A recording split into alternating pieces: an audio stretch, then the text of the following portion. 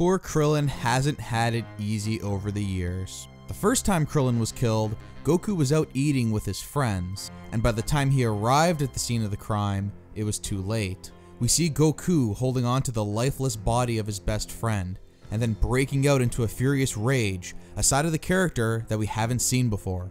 Years later, Goku and Krillin would find themselves on an alien planet, but in a familiar situation.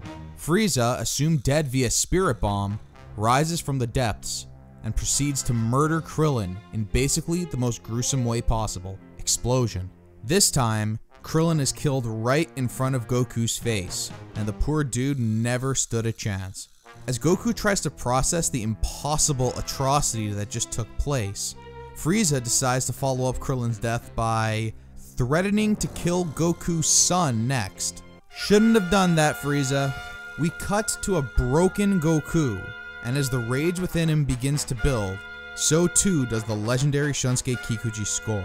And what follows is probably the single most iconic and influential moment in all of Dragon Ball. Goku snaps. His hair changes from black to gold and stands straight up.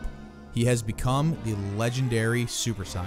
Goku then proceeds to completely annihilate and embarrass Frieza in the infamous 5-minute fight on Namek. But as fun as the fight itself was to watch, the most important scene of the Frieza saga was undoubtedly the Super Saiyan transformation itself. Because everyone watching knows it's over. Frieza is now dead. It's just a formality. Frieza just pushed this motherfucker. He pushed the wrong button. He pushed the Krillin button. No one pushes the Krillin button and gets away with it. Everything has been leading to this moment, and I mean everything. The entire Dragon Ball story. From episode 1 of Dragon Ball, when we met this strange hillbilly child with amazing strength, the kid would continue to grow, sometimes literally into a giant ape, but mostly just through training and getting stronger. We quickly realized that no normal human could be this strong, and this strong-willed. And at the beginning of Dragon Ball Z, we had that confirmed, that Goku is in fact an alien from a warrior race called the Saiyans. Through Goku's life, he always overcame the odds, finding a way to defeat the dastardly Tao Pai Pai and the Red Ribbon Army, the evil Tambourine and his master Piccolo Daimao, and even Daimao's offspring. He died fighting his evil brother, but came back stronger than ever to take on the evil Saiyans who were sent to destroy Earth by this guy, Frieza, Emperor of the Universe. As far as we knew, the most powerful being in the entire universe. An unbeatable opponent for even Goku. But then Frieza pressed the Krillin button, and once again, Goku proves that nothing is impossible. Vegeta was right the whole time. The legendary Super Saiyan, the warrior who would rise up and kill Frieza. It's true, all of it. I believe there are 3 major keys to this scene. First off, the music. Kikuchi's score here is everything. Building up with Goku's anger, peaking at the perfect moment as Goku's power is unleashed and the legendary Super Saiyan is born. Although this specific piece of music was used before in Dragon Ball Z, it is now remembered fondly as the Super Saiyan transformation music. And for good reason, because it is absolutely perfect. Next is the use of reaction shots, almost all of which are close-ups. After picking off the warriors who stand before him, we see Frieza's face change from a shit-eating grin to complete shock and disbelief. We see a young Gohan trembling in fear at what his own father has become. And then of course, there's the Golden Warrior himself, Goku, the light in the darkness. Minoru Maeda, the chief animator for Dragon Ball Z at the time, was in charge of this episode, and his impeccable style shines bright in one of the show's greatest moments. Finally, we have to talk about the roar. The roar is the exclamation point on the entire moment, and unfortunately, it's something that is lost in many other dubs and versions of this scene. In this moment, the old Son Goku dies, or at least comes close. The golden-haired warrior loses his light-hearted attitude. He loses his comedic side and his childish nature, literally. Goku has been voiced by Masako Nozawa since the beginning of Dragon Ball. To many fans, Nozawa is Goku, and her goofy, cheerful, childlike take on the character is not just the best voice of Goku, it's the only voice of Goku. and in a flash, Son Goku loses all of that childlike innocence that Nozawa provided the character with that voice. For a moment, he loses even Nozawa herself. That is some powerful stuff. That is how you put an awesome, impactful scene together. I don't know who thought of the roar. I don't know why the decision was made that this power-up scream couldn't sound like any other Goku scream. But to whoever decided that this was the way to go with this scene, congratulations, because you helped make this scene legendary. The roar takes what is already an incredible, unforgettable moment and makes it truly special.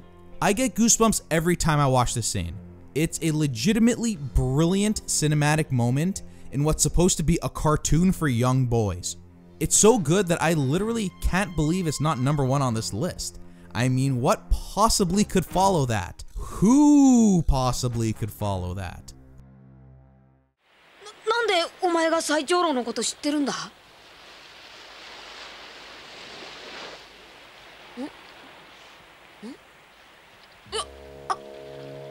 なんだクリリン。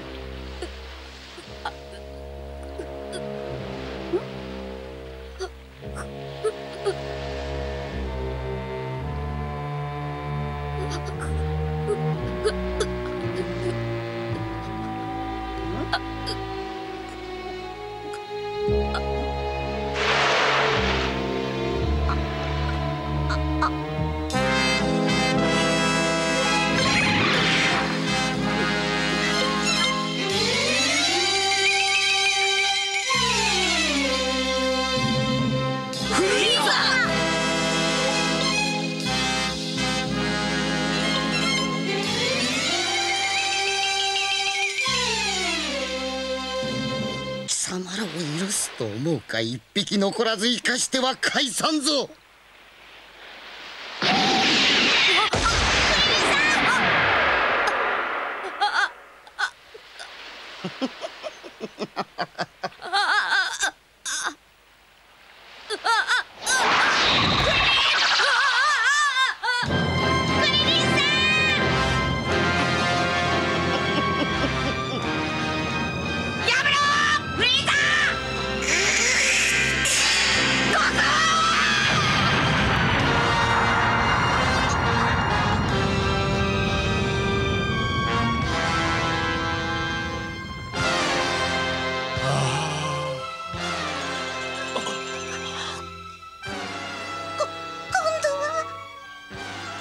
クリリンが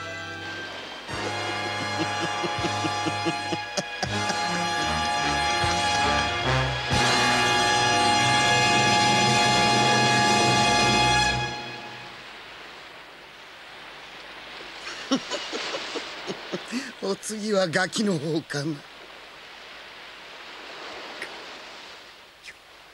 許さん。よくも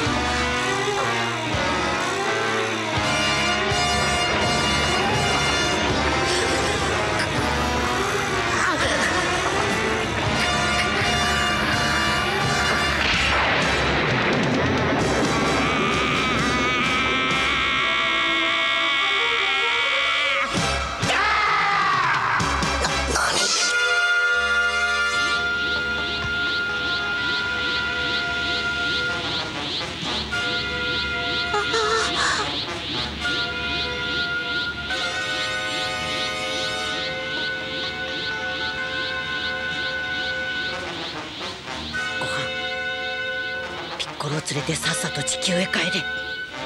かすかに生きている。俺の理性がちょっとでも残ってるうちにとっとと